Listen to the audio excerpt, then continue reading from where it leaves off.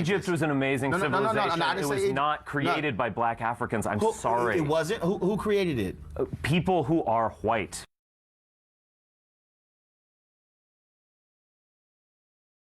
So if man originated in Africa, which means that they were Africans, then all of a sudden when you talk about the amazing works of the Egyptians, they were people of color. I know that's a little rough for you to handle, but I know you want to hold on to that somehow thinking whites built the pyramids, but I'm trying to understand. Yeah, we did. No, you didn't. No, you didn't, because first of all, they were building things in Egypt while white Europeans were still in caves.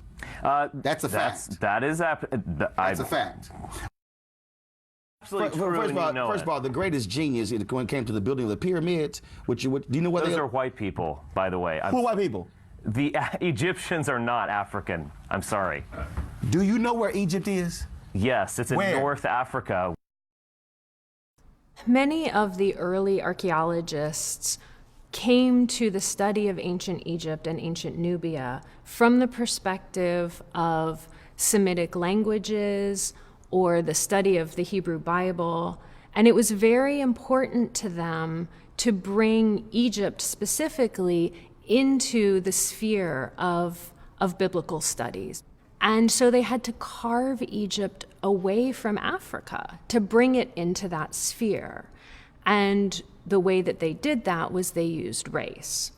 So these early archaeologists effectively made ancient Egypt white in the sense that they made it part of a dominant Western culture, and ancient Nubia was separated from that. It was black. And this was how they took Egypt out of Africa and put it into this Semitic sphere, this biblical sphere. And that is also one of the reasons why we are taught that Egypt is not in Africa. Egypt is supposedly in the Middle East. There's no such thing as the Middle East. What folk are dealing with is removing Africans from Africa, removing African history from the story of African people, and assigning it to other people, whether that history is political history, scientific history, or religious history. Our story has been stolen and has been used by others to empower themselves, and that's one of the reasons why we are the most physically, emotionally, economically, and spiritually disenfranchised people on this planet, because we don't know our story.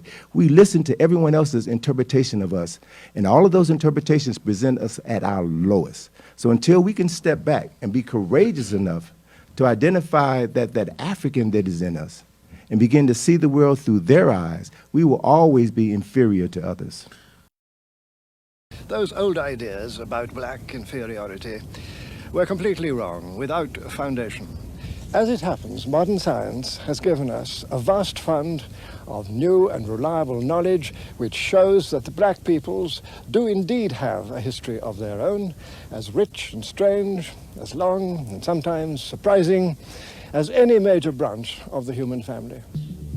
5,000 years ago, this homeland had already become the scene of a civilization in many ways unmatched anywhere else in the ancient world.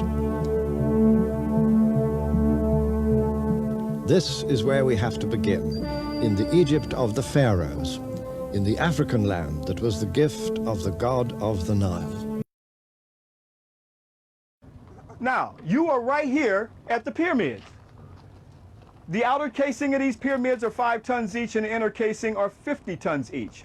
This pyramid of Khufu is built in the 4th dynastic period.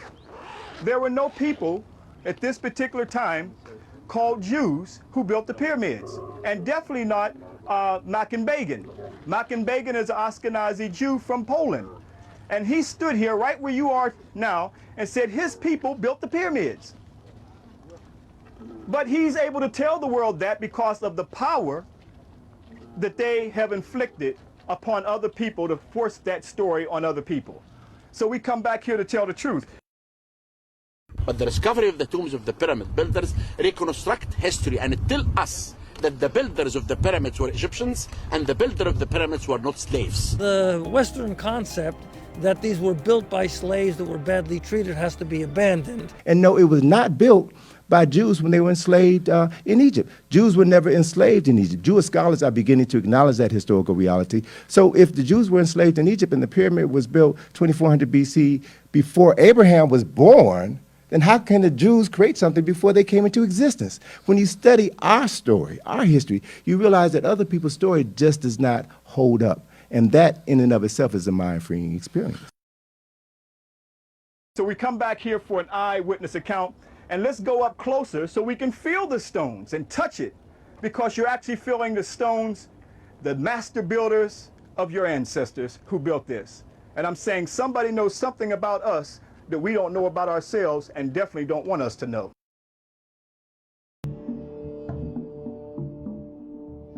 Now the Egyptians call their land Kemet, and they use a piece of charcoal, a burnt piece of wood as charcoal, to symbolize what they mean, the blackest black. And all of their carvings of themselves, they paint their skins dark brown or black. They have white paint, red paint, yellow paint, but they paint themselves blacks.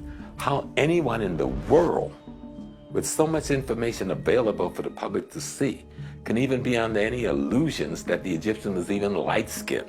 Just when you look at climate and weather, if you go to Egypt, you will notice that the weather is quite hot. And you will notice that it is almost impossible to be able to be outside dressed the way the carvings on the walls are as it relates to the people, because you would get melanoma before we even knew melanoma existed. So they could not have been depigmented or less pigmented. They have to have been heavily pigmented.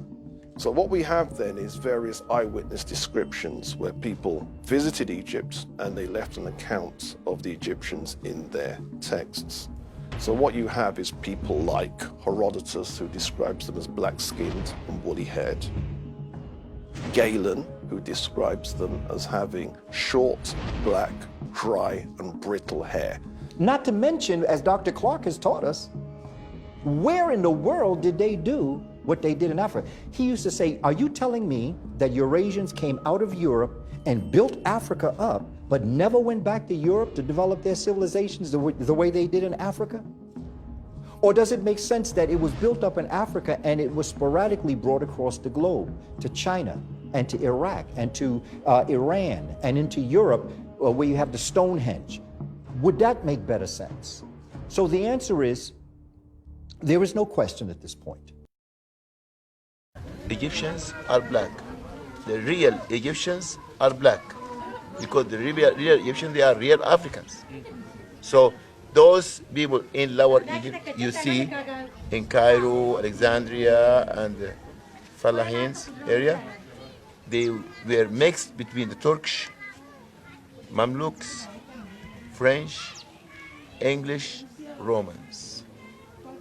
So those people who come to attack Egypt in that time, they couldn't come to Upper Egypt, to the south, which we still have the same color, our dark color or black color.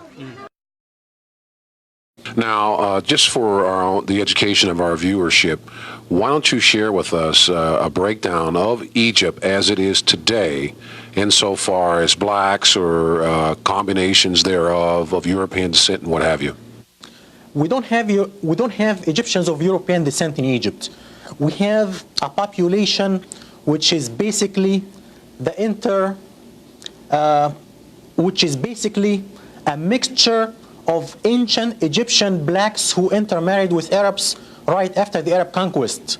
The ancient Egyptian population was brown and black. For instance, you have a discipline in academia called Egyptology. Now, what is Egyptology? They say, well, it's the study of Egypt. Well, no, it's not the study of Egypt. Egyptology was created by the Vatican in order to make sure that there was a screening mechanism in place to explain away the truth that was being excavated every year, that kept giving them proof of who the ancient Kemites were.